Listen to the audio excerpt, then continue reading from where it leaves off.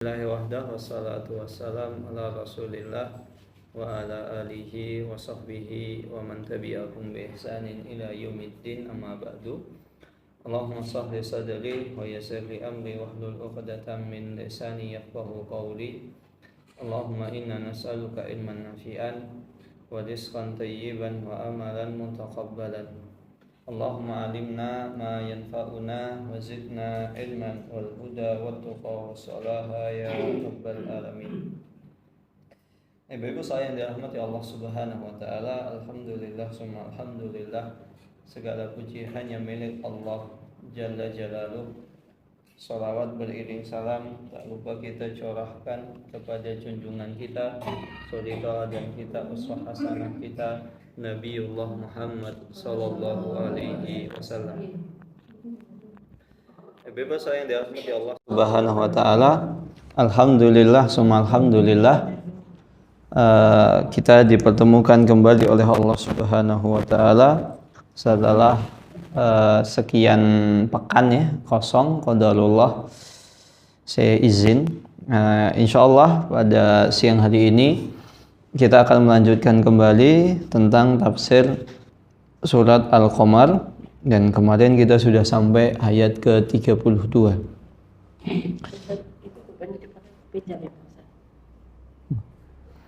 Dan pada siang hari ini kita masuk ke halaman 33.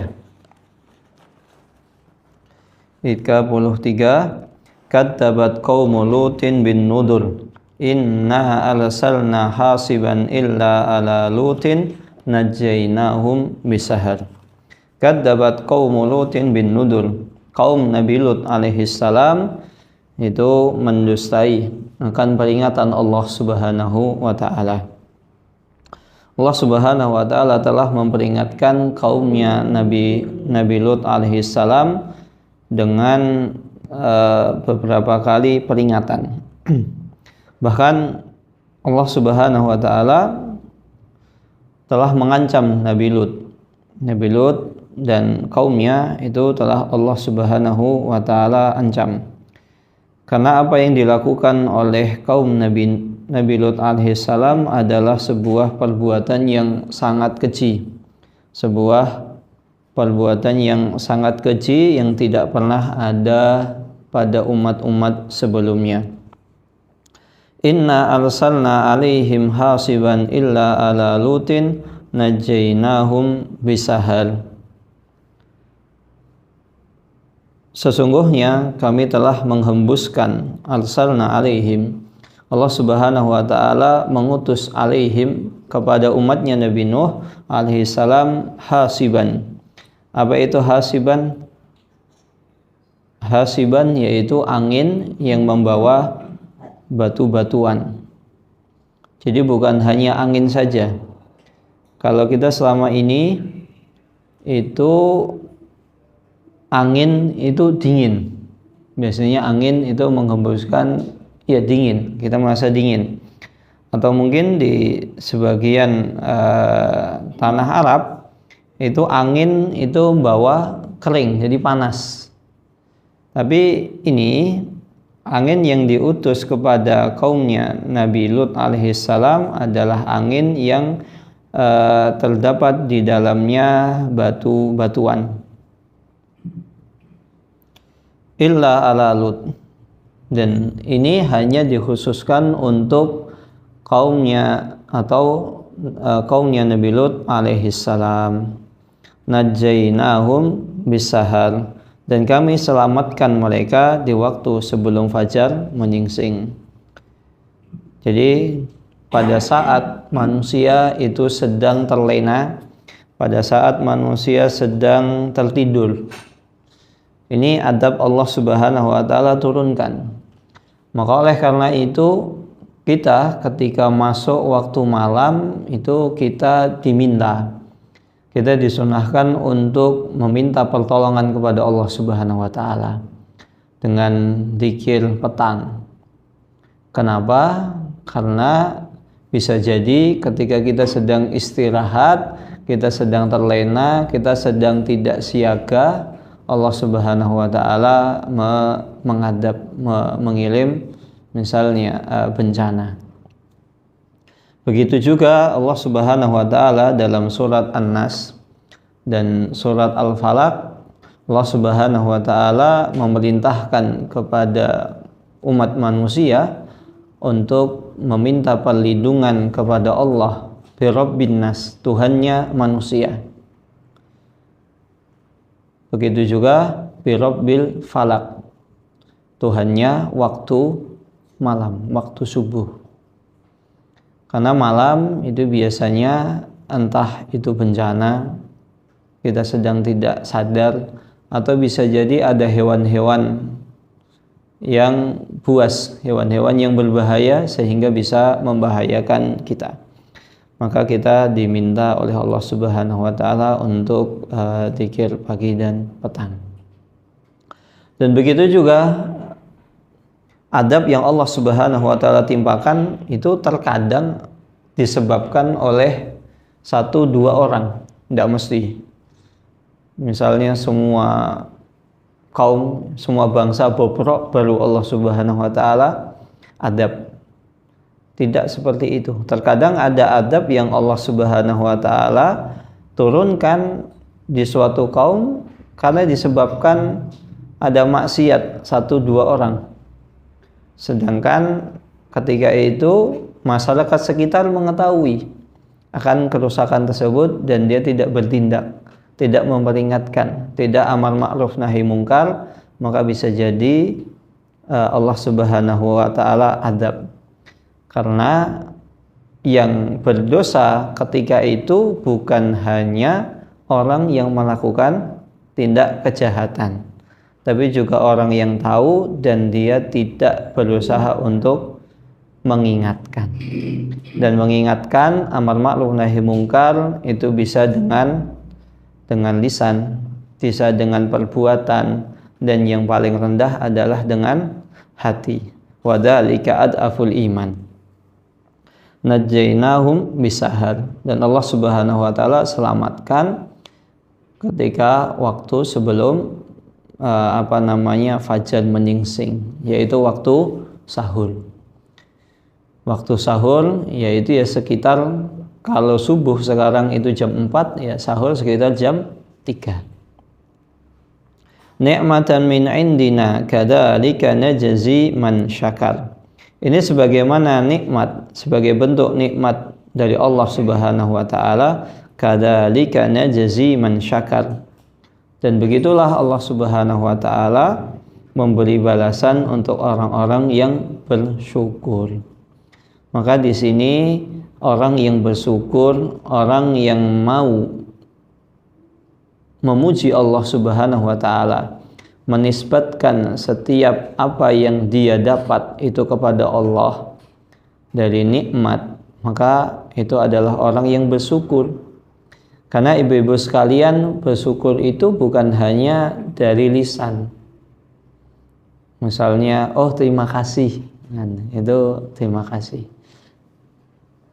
Tapi bersyukur itu juga harus dari anggota badan. Jadi ketika kita diberikan nikmat, misalnya nikmat sehat, ya kita gunakan nikmat sehat tersebut dengan sebaik mungkin. Jangan sampai kita sia-siakan. Dan yang paling penting dari bersyukur tersebut adalah menisbatkan nikmat tersebut itu kepada Allah, bukan kepada diri kita sendiri. Qarun laknatullah alaih, salah satu sebabnya itu diadab oleh Allah Subhanahu wa taala karena dia tidak mau menisbatkan nikmat tersebut kepada Allah, tapi kepada dirinya. Innama utitu hada min ilmin indi. Sesungguhnya aku mendapatkan nikmat ini karena aku pintar, karena aku cerdas, karena orang tua saya kaya, karena orang tua saya konglomerat, karena channel saya banyak dari segala lini. Karena saya.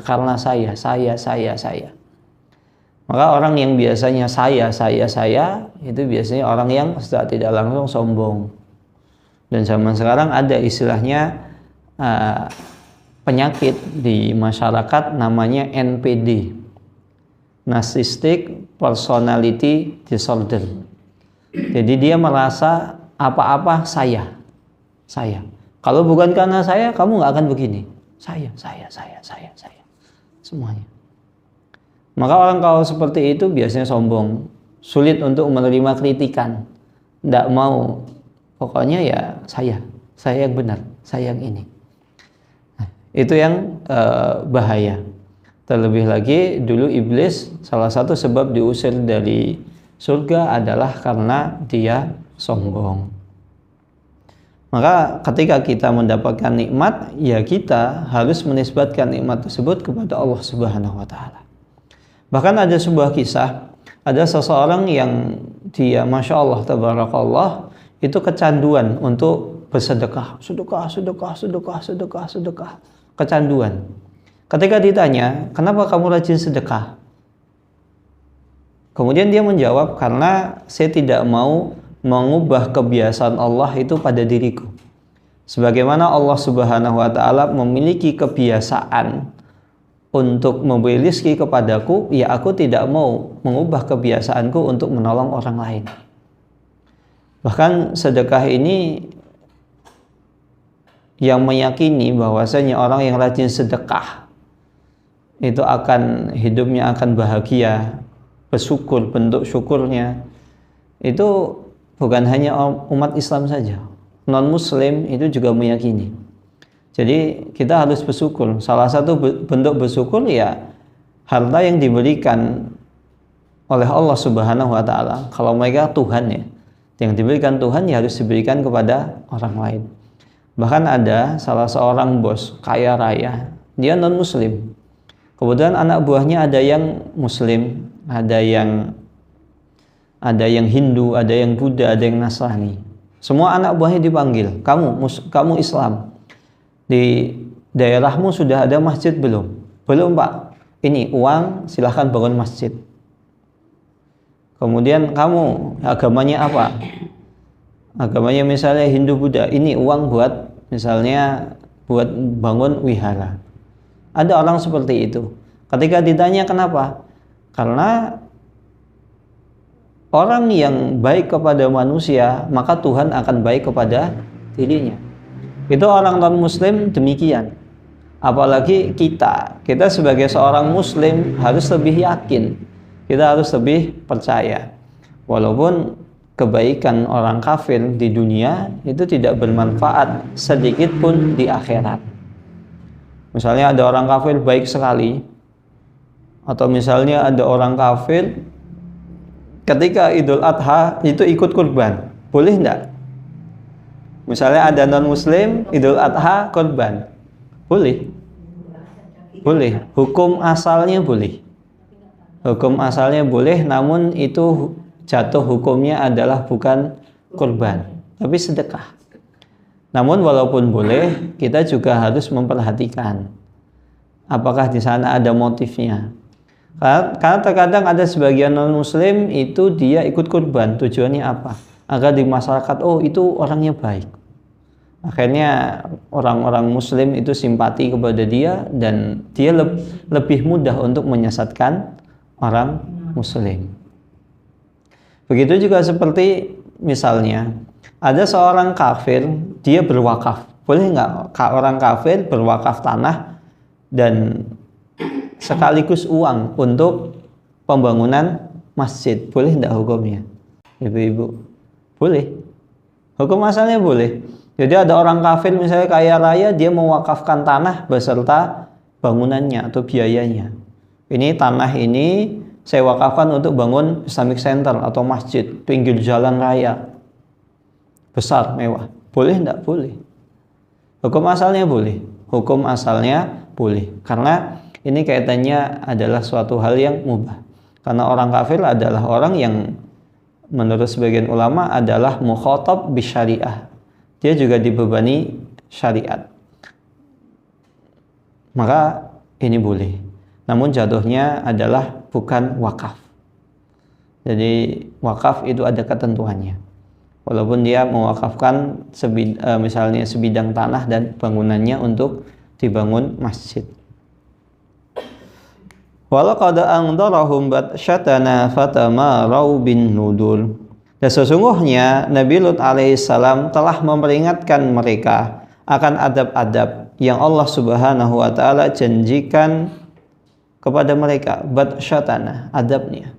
Batus itu adalah adab yang sangat pedih. Adab yang pedih sekali. Bahkan adabnya kaum Nabi Lut alaihissalam ini adalah adab yang tidak pernah ada sebelumnya.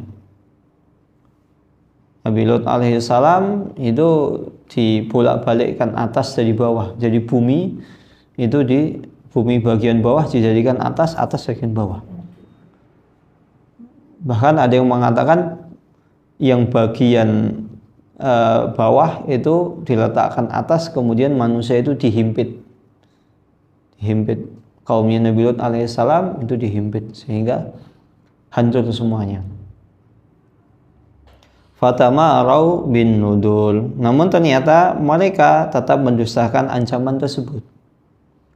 Maka ketika kita diperingati, misalnya ada orang memperingatkan kita, mau nasihati kita, oh hati-hati seperti ini, ya kita jangan malah semakin terlena. Enggak apa-apa, cuman sedikit. Nah, maksiat itu sedikit atau banyak itu sama saja, sama-sama dosa, walaupun nanti kadar dosanya bertingkat-tingkat. Wal qarawaduhu an dhaifihi fatamasna a'yunuhum faduqu adabi wa nudul. Dan sesungguhnya mereka telah membujuk kepada Nabi Nuh alaihissalam agar mereka menyerahkan tamunya. Yaitu kisahnya suatu ketika Nabi Lut alaihissalam itu didatangi dua malaikat. Yang mana dua malaikat ini sebelum mendatangi Nabi Lut pernah mendatangi Nabi Ibrahim. Sebagaimana pembahasan tafsir yang sebelumnya tentang adab bagaimana menjamu tamu. Dikisahkan di sana malaikat tersebut mendatangi Nabi Ibrahim alaihissalam dan itu tidak lama. Ketika ditanya oleh Nabi Ibrahim, engkau mau kemana? Aku mau ketemu keponakanmu. Karena Nabi Lut ini adalah keponakannya Nabi Ibrahim. Aku ingin menemui keponakanmu. Maka Nabi Ibrahim sudah waspada. Tidak mungkin dua malaikat itu diutus oleh Allah Subhanahu wa taala kecuali di sana ada misi atau di sana ada suatu yang masalah yang besar. Nah, akhirnya dua malaikat tersebut mendatangi Nabi Lut alaihissalam di malam hari. Namun ternyata ada di antara kaumnya Nabi Lut itu yang mengetahui bahwasanya Nabi Lut itu didatangi dua laki-laki yang ganteng.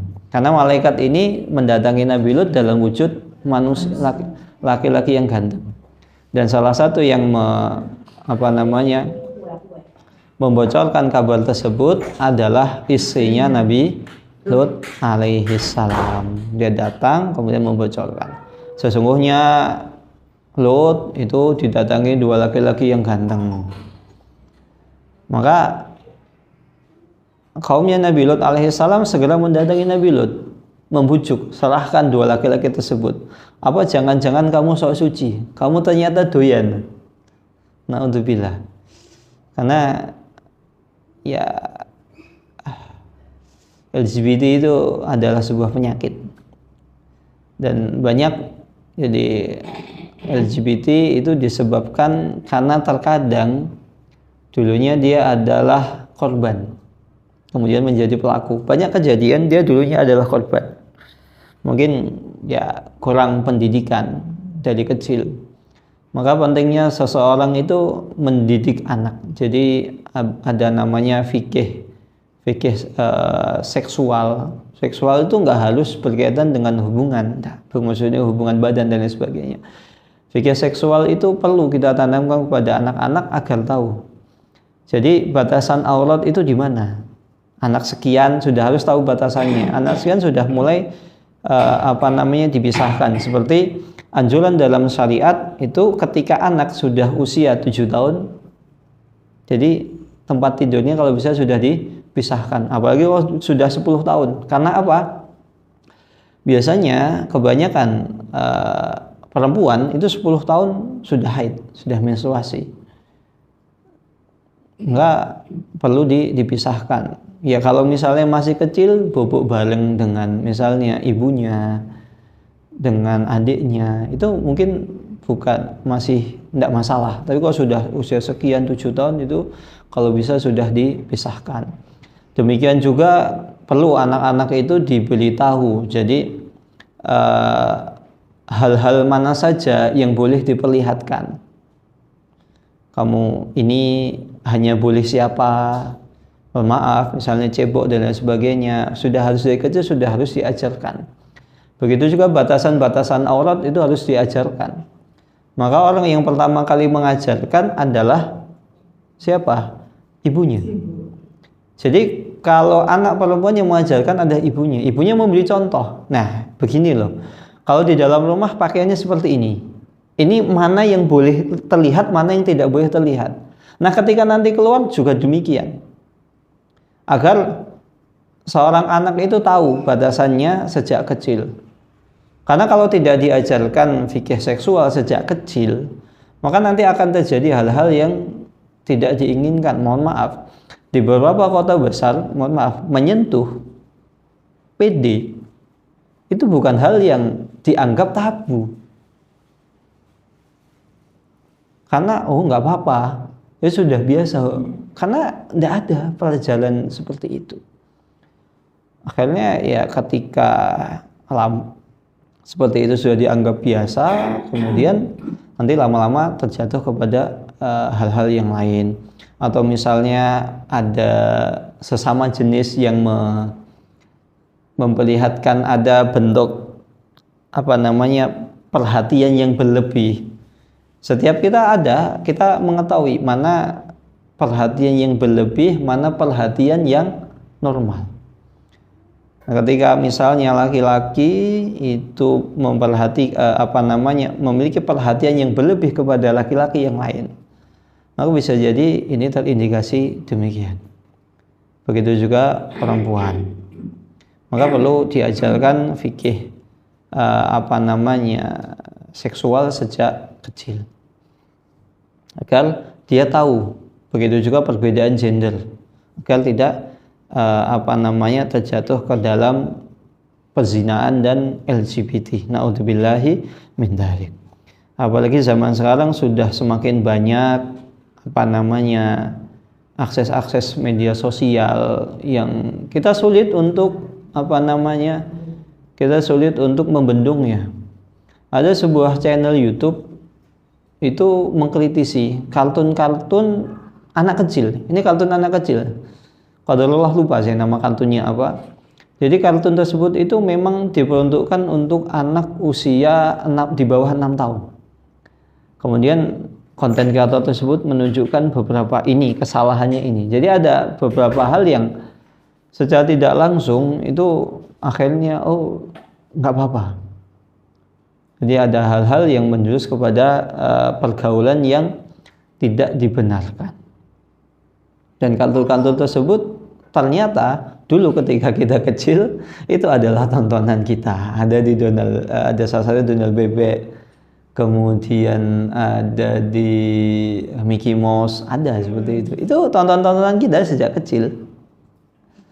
Maka perlu diperhatikan, jangan sampai tontonan tersebut tuh akhirnya menjerumuskan anak-anak kita. Maka kita perlu selektif dalam memilih tontonan. Bahaya.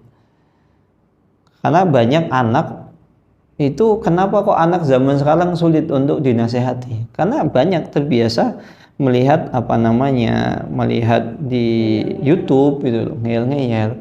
Begitu juga kenapa banyak anak sekarang itu sering berhalusinasi seperti ngobrol sendiri. Karena mohon maaf, salah satu sebabnya ya banyak tontonan itu sebenarnya bagus untuk mengajarkan anak untuk belajar untuk berbicara.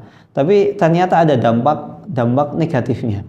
Seperti contohnya banyak kartun itu di media sosial di YouTube misalnya itu seperti apel bisa berbicara, kemudian kucing ada aktor kucing dia bisa berbicara, atau penguin atau apalah hewan-hewan itu dia bisa berbicara dan berbicara dengan bahasa manusia. Nah, secara tidak sadar anak kecil tersebut akhirnya membayangkan bahwasannya, oh itu apa adik? Ini kucing. Nah, ketemu kucing diajak ngobrol. Seakan-akan kucingnya bisa berbicara. Atau misalnya ketemu robot, seakan-akan robotnya itu bisa berbicara. Bahkan mohon maaf, ada dulu tetangga itu sering ngobrol dengan ketemu apa gitu, ngobrol sendiri. Ya memang dunianya anak ada dunia imajinasi. Tapi ketika imajinasinya itu sudah berlebihan, itu jadi permasalahan. Jadi ketika diajak main, anak tersebut tiba-tiba datang ini, datang itu gitu. Itu misalnya ada kucing bisa ngomong gitu. Nah, ini kan jadi masalah. Mungkin orang yang tidak tahu anak saya kesambet, enggak. Ini saya tidak langsung lihat tontonan tadi, itu yang membuat akhirnya anak-anak itu menganggap bahwasanya kucing itu bisa berbicara dengan bahasa manusia, apel dan lain sebagainya. Ini tontonan anak kita.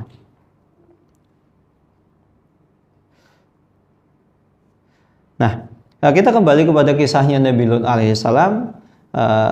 Kaumnya Nabi Lut itu memaksa Nabi Lut alaihissalam untuk menyerahkan dua tamunya tadi.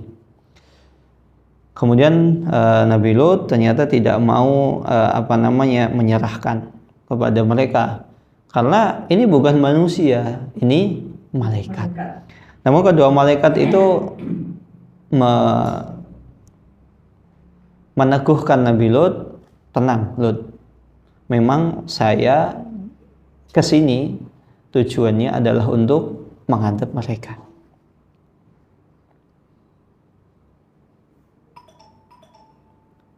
Fatamasna a'yunuhum faduku adabi wa nudun.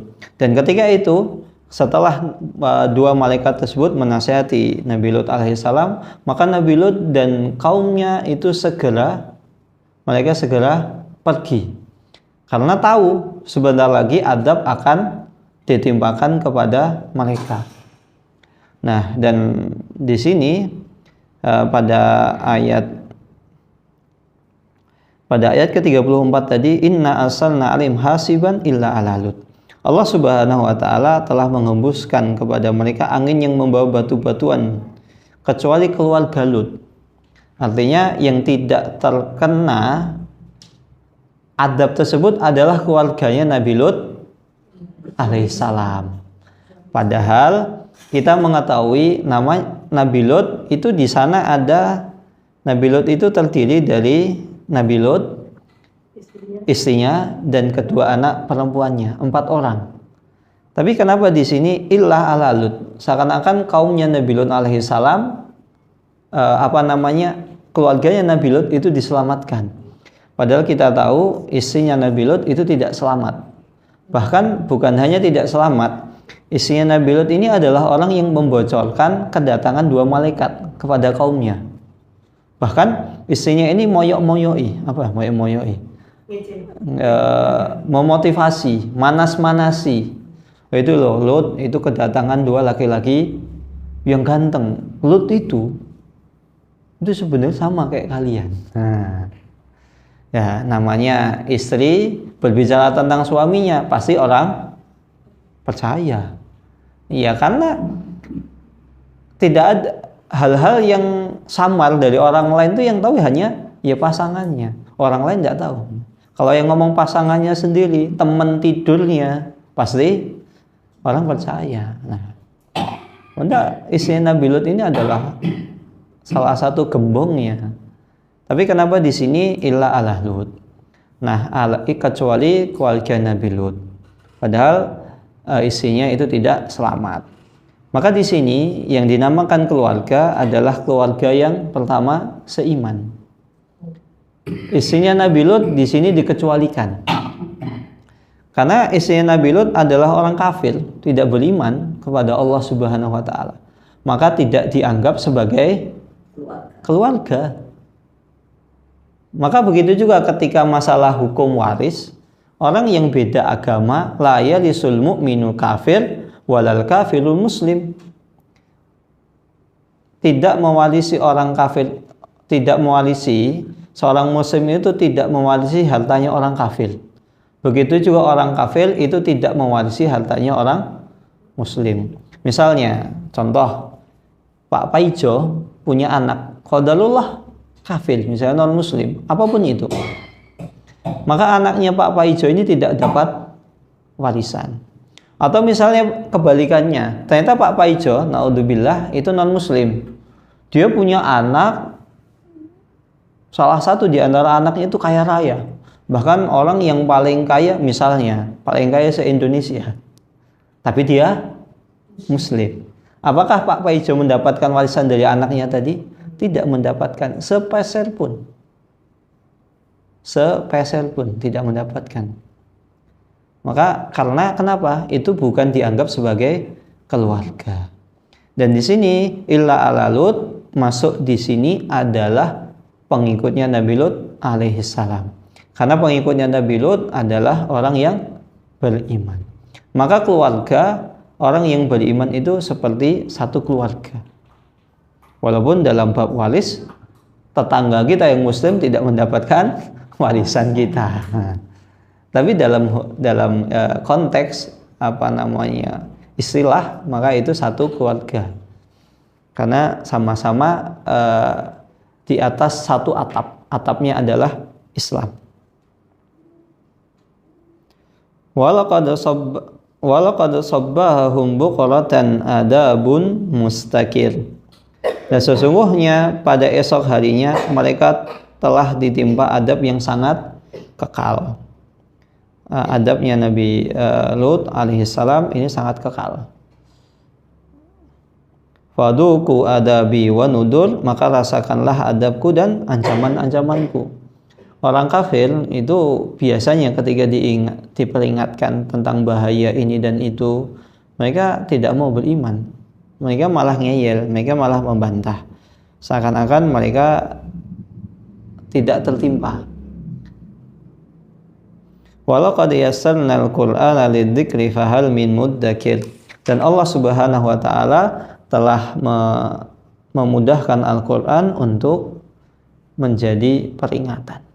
Karena Al-Quran ini 2/3 isinya adalah kisah-kisah umat terdahulu, agar kita bisa mengambil pelajaran.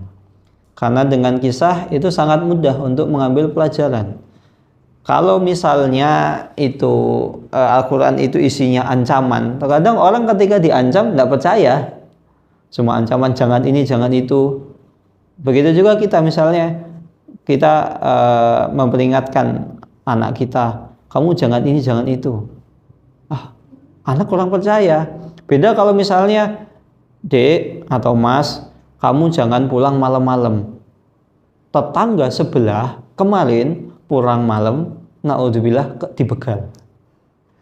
Akhirnya apa? Percaya. Tapi kalau jangan pulang malam-malam, cuma jangan pulang malam-malam, biasa. Tapi kalau ada kisahnya, disebutkan kisah kemarin ada kejadian ini dan itu. Oh iya. Jadi tidak tepat. Ada orang yang mengatakan Al-Quran itu adalah dongeng-dongeng, kisah-kisah. Nah, ini bukan dongeng-dongeng belaka, dongeng-dongeng yang kosong dari hikmah, dongeng-dongeng yang tidak ada faedahnya. Ini kisah-kisah nyata yang ini nyata kemudian dialami oleh umat-umat terdahulu, dan kisah-kisah ini diriwayatkan secara mutawatir. Bukan hanya diriwayatkan oleh misalnya Nabi Muhammad, tapi umat nabi-nabi sebelumnya juga demikian. Seperti di kisahnya ini tentang Nabi Lut. Nabi Lut sudah diperingatkan jangan melakukan tindak homoseksual, naudzubillah. Sekarang ada orang-orang yang melakukan demikian. Bahkan mohon maaf, itu punya klub, punya komunitas sendiri. Maka kemarin ada salah satu penggiat komunitas penggiat anak itu mengatakan di Jogja itu ada komunitas demikian. Komunitas ada, kumpulnya di mana ada, perkumpulannya ada. Terlebih lagi di media sosial, banyak. Bahkan naudzubillah, bahkan ada salah seorang yang sudah kenal dakwah juga terkena penyakit tersebut, sudah ngaji tapi kena. Maka alangkah bagusnya kalau seandainya ada di antara mantan pelaku LGBT, gay dan lain sebagainya, kemudian dia bertobat, dia membuat tulisan bagaimana cara agar seseorang itu bisa terlepas. Karena pasti ada sebab-sebabnya. Tidak mungkin orang ujuk-ujuk langsung nyemplung. Tidak. Pasti ada sebab-sebabnya. Entah dulu permulaannya bagaimana, kemudian cara mengobatinya seperti apa. Itu kalaupun misalnya nulis atau membuat misalnya tips-tips, kalau misalnya malu karena ini aib ya, mungkin bisa dengan dengan menyamarkan suara atau lain sebagainya atau apa, agar orang itu semakin tahu bahaya akan LGBT ini. Bahkan kita masyarakat Jawa itu pernah dengar kisah terjadi di sebuah kampung namanya Desa Legetang di Wonosobo sana. Itu dulu dibalikkan gunung. Padahal gunungnya itu secara kasat mata, secara geografis jauh dengan kampung tersebut. Tapi bisa gunung tersebut itu ditumpahkan oleh Allah Subhanahu wa taala ke dusun tadi, ke desa tadi, ke kampung tadi.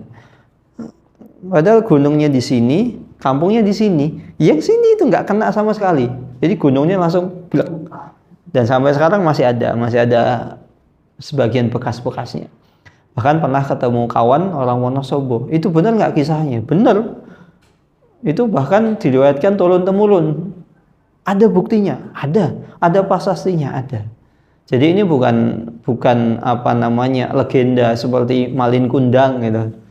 Malin Kundang kan kalau kita cari mana buktinya Malin Kundang itu mana kan kita juga tidak nemu gitu. Karena namanya legenda, kisah rakyat. Tapi kisah ini nyata. Tidak harus kita jauh-jauh ke kaumnya Nabi Lut yang ada di daerah Arab sana. Ini ada di Indonesia. Bahkan banyak ya, bahkan ada ya kisah-kisah seperti ini yang semoga ala kulli hal, semoga Allah Subhanahu wa taala melindungi kita dan keluarga kita dari LGBT. Salah satu bentuk bahwasannya LGBT ini ada perbuatan yang terlarang. Allah Subhanahu wa taala mensifati kaumnya Nabi Nuh alaihi salam dengan banyak sifat. Fatamaru bin nudur, mereka mendustakan ancaman ini. Allah Subhanahu wa taala dalam surat Al-A'raf ayat 81 mensifati mereka kauman musrifin, kaum yang melampaui batas. Kenapa melampaui batas? Karena perbuatan ini tidak pernah ada sebelumnya. Karena normalnya laki-laki senang dengan perempuan suka dengan laki-laki, itu normalnya. Begitu juga Allah Subhanahu wa taala menyebutkan kauman mujrimin, orang yang mujrim, karena ini tindakan kejahatan yang tidak bisa toleransi. Kaum masuk, kaum yang sangat keji, kauman fasikin, kaum yang sangat fasik, kauman tajahalun, sangat bodoh. Karena apa? Karena tidak ada laki-laki senang laki-laki, perempuan senang perempuan, itu tidak ada. Kalau cuman ya maksudnya senang dalam artian wajar, itu normal. Tapi kalau sampai dalam batasan-batasan yang melampaui batasan yang telah ditentukan, maka itu tidak wajar. Hewan saja, ibu-ibu sekalian, itu tidak ada kok. Misalnya ayam jantan senang dengan ayam jantan, tidak ada. Bahkan dalam koloni kera sekalipun, monyet, itu kalau ada monyet jantan senang dengan monyet jantan, maka itu akan dirajam. Begitu juga sebaliknya. Itu monyet aja tahu loh. Masa kita manusia yang katanya kita ini makhluk yang berakal, makhluk yang paling sempurna, masa mau kalah sama monyet? Monyet itu tidak berakal. Ya kecuali kalau dia meyakini memang dulu nenek moyangnya adalah monyet. Walaupun itu tidak tepat, karena manusia itu beda dengan monyet. Kalau seandainya nenek moyang manusia itu monyet, ya nggak ada manusia yang akhir hayatnya jadi monyet gitu loh. Atau juga tidak pernah ditemukan seekor monyet yang dikurung tidak pernah kemana-mana terus jadi manusia, kan tidak ada kisah seperti itu. Maka itu tidak mungkin. Nah, ibu saya yang dirahmati Allah Subhanahu wa taala, kemudian Allah Subhanahu wa taala masuk kepada kaum Fir'aun, kaum Nabi Musa, yaitu Fir'aun laknatullah alaih. Walaqad jaa'a ala fir'aunan nudur, dan sesungguhnya telah datang peringatan kepada Fir'aun bin Nudur. Fir'aun ini telah diperingatkan oleh Allah Subhanahu wa taala dengan banyak cara. Kadzabu bi ayatina kulliha fa akhadnahum ahda azizim muqtadir. Kemudian kadzabu bi ayatina, Fir'aun itu mendustai mukjizat-mukjizat kami semuanya. Karena Nabi Musa ketika mendakwahi Fir'aun ini bukan cuma satu mukjizat. Nabi Musa alaihissalam itu diberi Allah Subhanahu wa taala 9 mukjizat. Walaqad ataina tis'a ayatin mubayyinat. Dan Allah Subhanahu wa taala telah memberikan 9 bukti akan kenabian Nabi Musa alaihissalam. Jadi Allah Subhanahu wa taala memberikan bukti kepada Nabi Musa bahwasanya Nabi Musa alaihissalam adalah nabi yang hak. Salah satunya tongkat itu bisa berubah menjadi ular, dan itu ular yang nyata, bukan seperti ularnya penyihirnya Fir'aun yang itu mata-mata itu ditutupi, dikamuflase seakan-akan tali-tali tadi adalah ular. Kemudian yang kedua adalah Nabi Musa alaihissalam ketika memukulkan tongkatnya itu bisa membelah lautan. Begitu juga kaumnya Nabi Fir'aun. Fir'aun itu diadab oleh Allah Subhanahu wa taala dengan dofadi. Apa itu dofadi? Dofadi itu katak. Jadi kalau ada orang ngomong, tiba-tiba udah katak masuk ke mulutnya. Alhamdulillah. Bahkan ketika Fir'aun dan pengikutnya itu diadab oleh Allah Subhanahu wa taala dengan katak, nggak ada orang yang mau berbicara, semuanya puasa bicara. Karena kalau buka mulut sedikit, kataknya masuk. Ada juga kemudian airnya itu berubah menjadi darah. Kemudian diutus belalang yang sangat banyak. Belalangnya banyak, nggak habis-habis. Kalau misalnya sekarang sawah misalnya diserang belalang, itu insya Allah bisa diobati. Tapi ini tidak bisa. Belalangnya tidak bisa dimusnahkan. Bahkan di setiap rumah isinya belalang, kodok. Masya Allah. Tapi Fir'aun ternyata tidak mau beriman juga kepada Nabi Musa alaihissalam. Tetap ngeyel, tetap membangkang.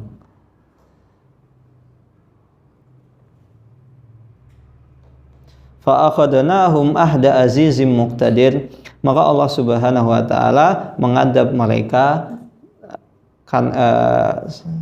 lalu Allah Subhanahu wa taala mengadab mereka sebagai adab yang dari Allah Subhanahu wa taala, akda aziz, yaitu aziz, Allah Subhanahu wa taala yang maha perkasa. Karena Fir'aun ketika itu mengaku dia adalah penguasa yang paling perkasa. Tidak ada yang bisa mengalahkan Fir'aun. Tapi ternyata Fir'aun itu kalah sama kodok. Ngaku paling hebat di muka bumi, kalah sama kodok. Kalah sama belalang.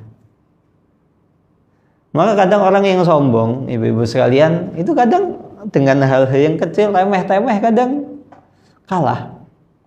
Maka ada sebuah kisah ya, zaman kita kecil dulu.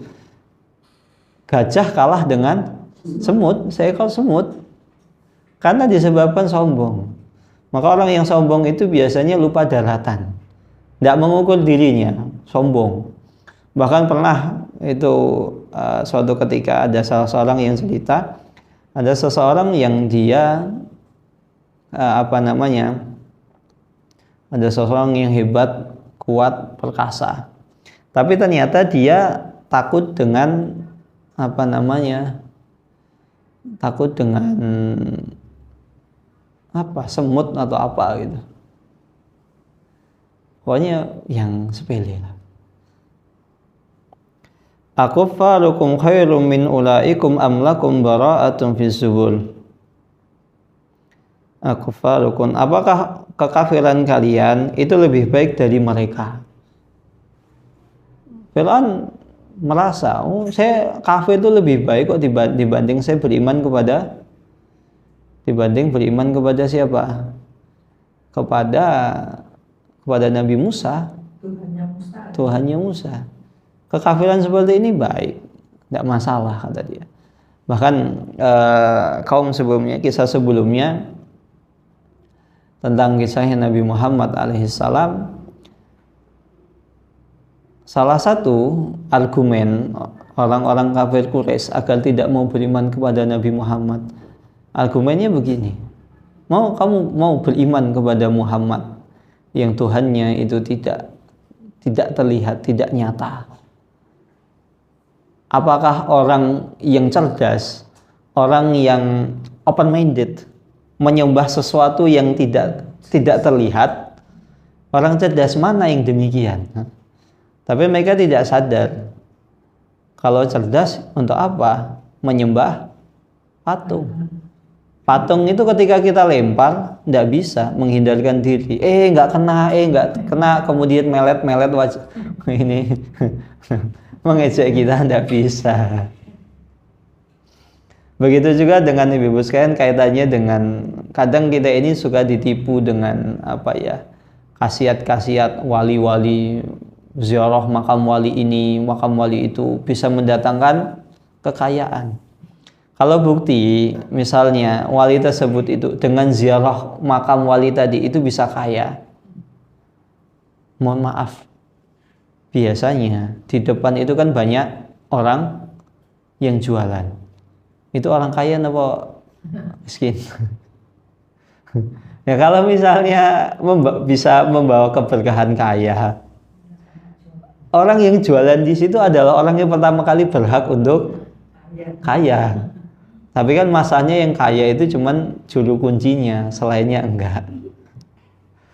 Juru kuncinya kaya, penjualnya ininya enggak, atau misalnya cleaning service-nya enggak kaya. Maka begitu, wallahu taala alam bisawab.